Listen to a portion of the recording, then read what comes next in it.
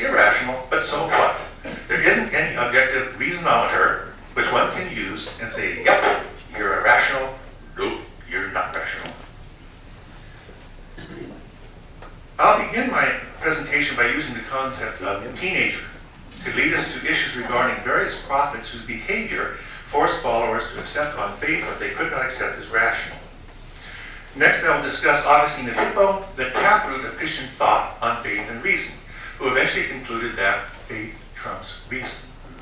I'll jump ahead about 800 years to scholasticism and describe how faith employed by reason justified the death of, well, not the death, the murders of hundreds of thousands of people. And finally, I'll move to the present to see how science is changing to the playing field for this discussion, and how faith without reason is taking us into potentially cataclysmic scenarios. I bet most of you are unaware that teenagers did not exist before 1921. That's the first year it appeared in English dictionaries. Before that, there were no teenagers.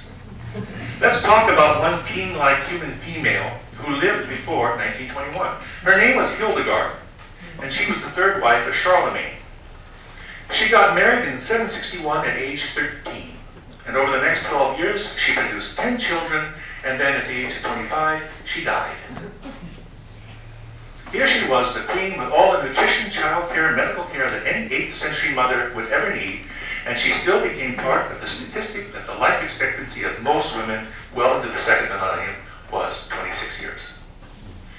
Hildegard was never a teenager, nor were the tens of thousands of women and girls, some prepubescent, who were forced into the harems of any number of prophets using faith and reason. The prophet Muhammad, the prophet Joseph Smith, the prophet David Koresh, all had harems with females ranging in age from 9 to 60. Joseph Smith, who married 31 times between 1841 and 1843, even managed to marry 11 women who were already married, proving that not only did he support polygamy, which is one man with several wives, but polyandry, which is one woman with several husbands.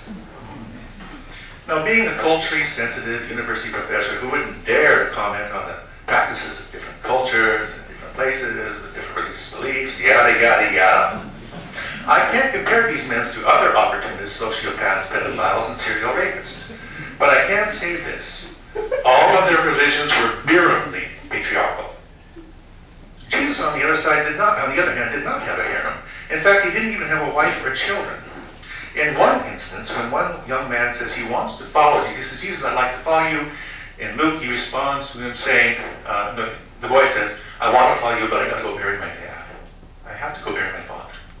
And Jesus responds, "Leave the dead to bury their own dead. You go preach the kingdom of heaven." This chilling response has been the subject of attention for Christian spin masters for centuries. Jesus doesn't sound like much of a family values kind of prophet. Ironically, family values Christians were outraged over a couple of films that suggested that Jesus was a dad with a wife and kid. In the films The Last Temptation of Christ and last year in the Da Vinci Code, millions of Christians went postal over the suggestion that Jesus and Mary Magdalene were a family values couple. Ironic, not so? Perhaps even a tad bit irrational? I just know this. If I had been Jesus, and Mary Magdalene had looked anything like Barbara Hershey did in the film The Last Temptation of Christ, well, I can assure you that the Da Vinci Code would have been a documentary. Jesus and his 12 children. Augustine of Hippo. While I was studying to be a Catholic priest, I was part of a small group of seminarians who would occasionally sneak up late at night to one of our rooms with some cokes and Twinkies to discuss philosophy, theology, in passionate whispers. "Bob, where the hell did you get that idiotic idea? Hey, Don, pass me the Twinkies." Among the first writers we examined was Augustine, starting with his soliloquies, sometimes known as dialogues with myself. The soliloquies are basically a dialogue between Augustine and reason, which Augustine felt was a gift from God to help humans know God better. The soliloquies are much more interesting and vital than the confessions. They really are. Written about the time that Augustine was converting from Manichaeism to Christianity, the soliloquies are Augustine's honest self-examination of his life, his feelings, his failings, and his reason to be baptized. There's a lot of wonderful thinking in it, but when he started writing about sex, we paid attention. He wrote humorously about erections, saying that they really were beyond a man's control. You don't get them when you want them, you get them when you don't want them, you get them, they go away when you have them, and you lose them when you're using them, and we're just very unpredictable. And Augustine concluded that men had more control over their farts than they did over their erections. To which every seminarian said, "Right on, Augie, you the man." And then we went along to proceeded to demonstrate that, at least with reason in regard to farts, Augustine was correct. Our meeting adjourned early that night, and I was left in my room wondering whether we should have just accepted his word.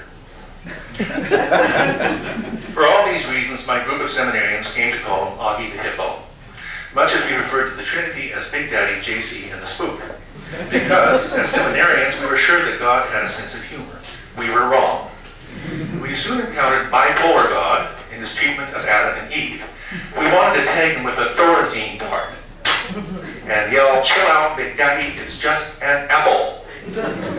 Later on, we'll learn about God the sociopath and his dealings with any number of tribes and people like Jonah and Job and Jephthah.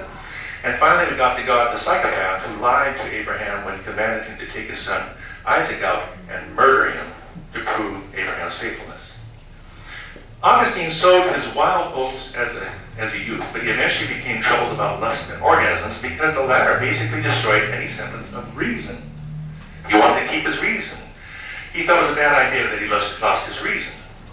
Using his reason, he eventually concluded that this was how original sin was transmitted, through the orgasm and implantation of the male seed into the women, sort of like a spiritual STD.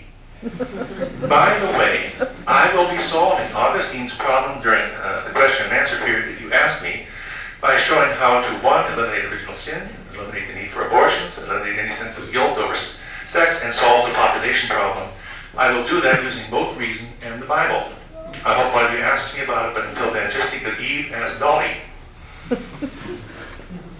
Augustine struggled his whole life with the interplay of faith and reason. He was a very thoughtful man. Even as early as the Soliloquies, he had concluded that fides decedit intellectum. Faith goes before reason. His confessions are almost an apology to God that he spent so much time of his life exploring reason instead of faith.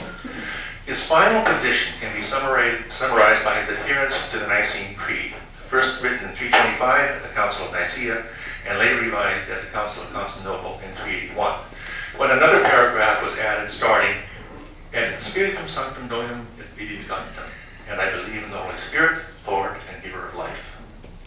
In about 388, Augustine gave a sermon titled "A Sermon to the Catechumens on the Creed," which starts, quote, "Receive, my children, the rule of faith," which is called the Creed. "Credo in unum Deum, Patrem omnipotentem," I believe in one God, the Father Almighty. To this day, the Creed is referred to in Christian and Catholic churches as the symbol of faith, the profession of faith. I believe. 800 years later, a school of thought called scholasticism reigned supreme in those new phenomena called universities, where scholars try to develop methodologies to reconcile the Catholic faith with ancient Greek positions on reason. In the high scholastic period, 1250 to 1350, scholasticism moved beyond theology into other fields, including philosophy of science, law, etc. They asked questions like, it is a sin to kill, but is it a sin to kill in self-defense? Simultaneously, church oversight ensured that faith still trumped reason in the discussions. I'll quote, "Although reason is higher than anything else and has supreme rights in its own domain, faith is higher than reason." Thomas Aquinas.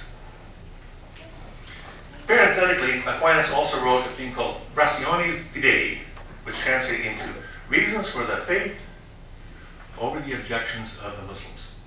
That's the whole title of it. In 1486, two other Dominican monks published a book that combined perfectly reason directed by faith. It was the second most popular book after the Bible, and was responsible in large part for the torture and murder of some 500,000 people over a 270-year period of time. 85 to 90% of them were women.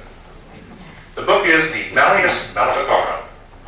Malleus, nominative singular, noun for evildoer. No, that's actually the word for hammer, or mallet. Maleficarum is the genitive plural of maleficium, evildoer. So it's the hammer evildoers.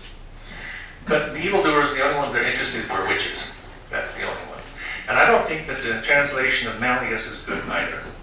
Because Malleus also meant a maul. You know what a maul is? The big axe with a sledgehammer in it. An axe on one side. And a maul is used to kill animals. So I tend to think of it, it's often called the witch's hammer. I call it the witch's maul, through which heretics are identified and punished. Using logic, the Malleus Maleficarum asks questions like, why are women more superstitious than men? Why are women more likely to copulate with Satan? Witches are evil, but the worst, most horrific ones are the midwives who offer up newborn babies to Satan. How do you identify witches? Well, you bring in your best minds, the most rational thinkers, best specialists, etc., and you put them to the task of identifying and punishing witches. You bring in a witch pricker.